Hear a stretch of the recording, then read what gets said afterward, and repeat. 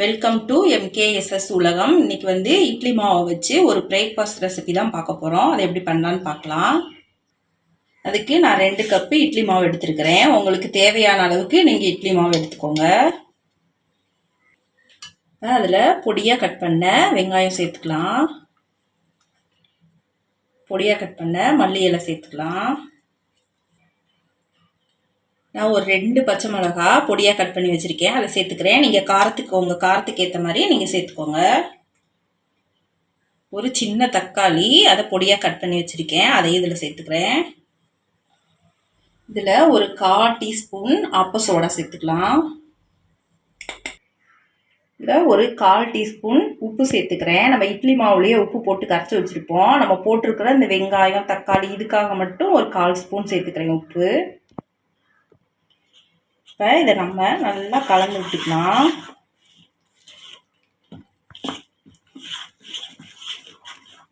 இப்போ இட்லி மாவு வந்து கொஞ்சம் திக்காக இருக்குது.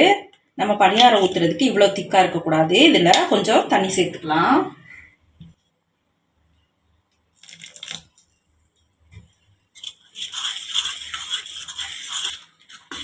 இப்போ மாவு வந்து இந்த பதத்துக்கு இருக்கணும். நம்ம பணியாரம் ஊற்றி எடுக்கிற பதத்துக்கு மாவு இருக்கணும். இப்போ இந்த மாவுக்கு ஒரு தாளிப்பு சேர்த்துக்கலாம். இப்போ அதுக்கு அடுப்பில் ஒரு கடாய் வச்சுருக்கேன். அதில் ஒரு 2 ஸ்பூன் எண்ணெய் சேர்த்துக்கிறேன். இப்போ அதில் 1 ஸ்பூன் கடுகு சேர்த்துக்கலாம். கடுகு நல்லா வெடிக்கட்டும். இப்போ கடுகு நல்லா வெடிச்சிருச்சு. 1 ஸ்பூனு கடலைப்பருப்பு சேர்த்துக்கலாம். கடலைப்பருப்பு கொஞ்சம் நல்லா வறுபடட்டும். இப்போ கடலைப்பருப்பு வந்து நல்லா செவந்து வரணும். அப்போ தான் வந்து நல்லா இருக்கும், இல்லாட்டினா அப்படியே பச்சையாக இருக்கும் மாவில். இப்போ கொஞ்சம் நல்லா செவந்துருச்சு. இப்போ பொடியாக கட் பண்ணி வச்சுருக்கிற கருவேப்பிலை சேர்த்துக்கலாம். கருவேப்பிலை பொடியாக கட் பண்ணி சேர்த்துக்கோங்க, அப்போ தான் வந்து கீழே தூக்கி போட மாட்டாங்க. இப்போ நம்ம இதை மாவில் சேர்த்துக்கலாம். இதை நல்லா கலந்து விட்டுடலாம்.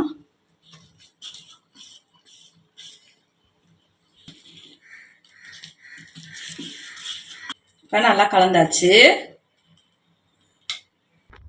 இப்போ அடுப்பில் ஒரு பணியாரக்கல் வச்சுருக்கேன். பணியாரக்கல் நல்லா சூடு ஏறின பிறகு எண்ணெய் ஊற்றிக்கலாம்.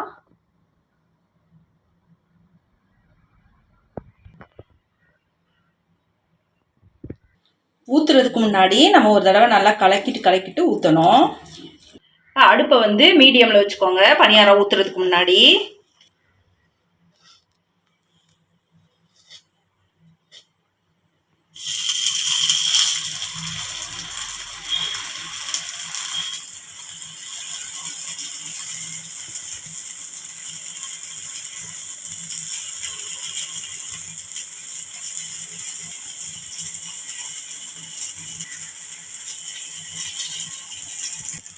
இப்போ ஒரு சைடு நல்லா வேகட்டும்.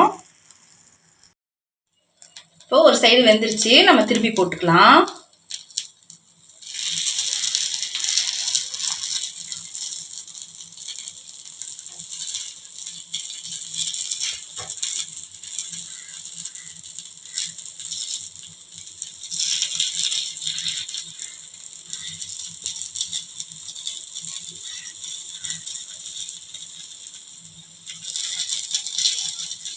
இந்த பணியாரம் வந்து சாப்பிட்றதுக்கு ரொம்ப டேஸ்ட்டாக இருக்கும். இது கூட நல்லா தேங்காய் சட்னி வச்சு சாப்பிட்டா அதை விட ரொம்ப டேஸ்ட்டாக இருக்கும். எல்லாரும் விரும்பி சாப்பிடுவாங்க.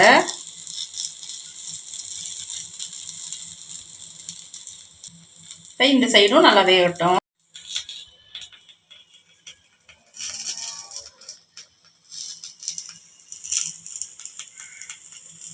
ரெண்டு சைடும் நல்லா வெந்துருச்சு. நல்லா வெளியே நல்லா முறுமுறுன்னு இருக்கும், உள்ளே நல்லா சாஃப்டாக இருக்கும் பணியாரம். இப்போ நம்ம வெளியே எடுத்துடலாம்.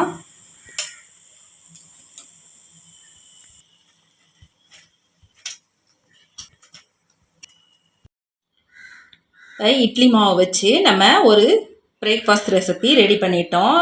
இட்லி மாவு வச்சு டெய்லி இட்லி தோசைன்னு சாப்பிடாம ஒரு நாளைக்கு இதே மாதிரி செஞ்சு சாப்பிட்டு பாருங்கள். நம்ம வீடியோ பிடிச்சிருந்துச்சுன்னா வீடியோவுக்கு ஒரு லைக் பண்ணுங்கள், சப்ஸ்கிரைப் பண்ணி சப்போர்ட் பண்ணுங்கள். அடுத்த வீடியோவில் பார்க்கலாம். நன்றி.